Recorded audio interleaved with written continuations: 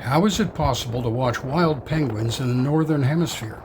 In school, you learned that all penguins live in the southern hemisphere, and many of us think they only occur in Antarctica. Well, prepare to have your education overturned.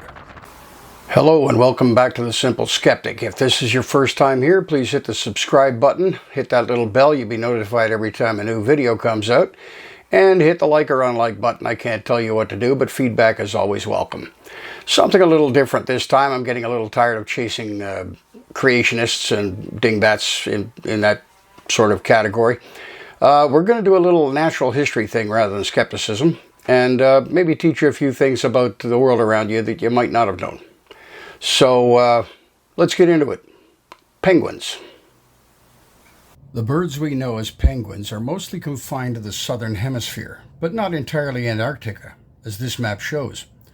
The one we are concerned with at the moment is found at the Red Arrow in the Galapagos Islands.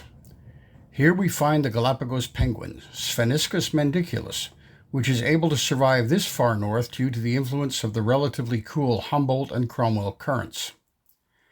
The equator crosses the largest island, Isabella, and as you can see, the Galapagos penguin inhabits the western and northern coast to a point just north of the line dividing the north and south hemispheres.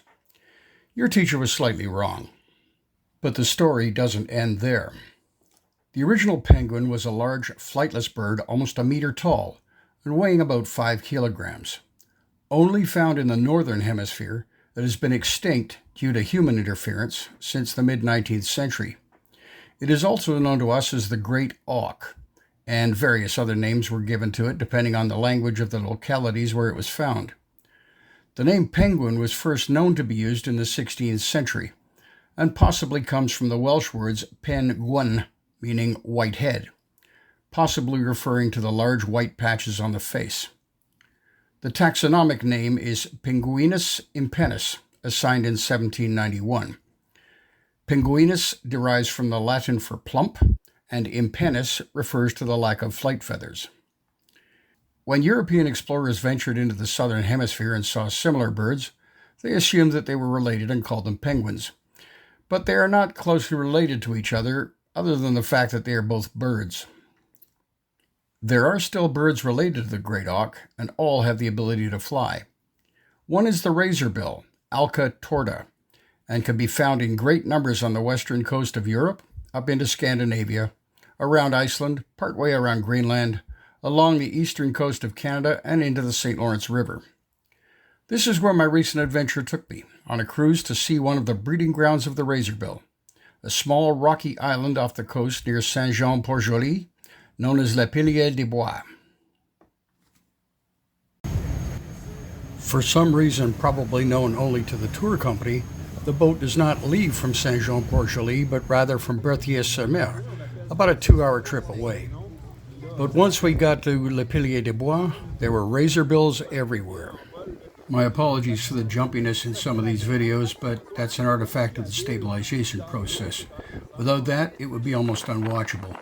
Now keep your eye on these two that are at the bottom right corner. Now they're in the center. They don't care that they're being watched by a tour boat. Little kissy kissy, and then they get right into it.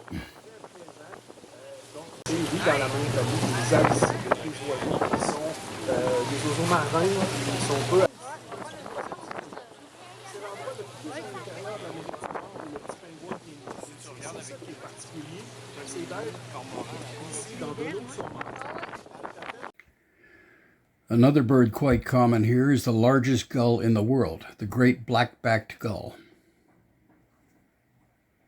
But Dave, I hear you ask, that's nice, but where are the penguins? That's what we signed on for.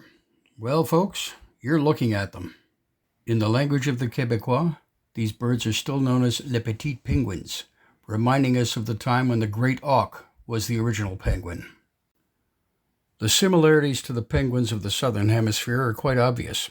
The upright posture, the stark difference between the black back and the white stomach, and the deep bill of both the razorbill and the great auk.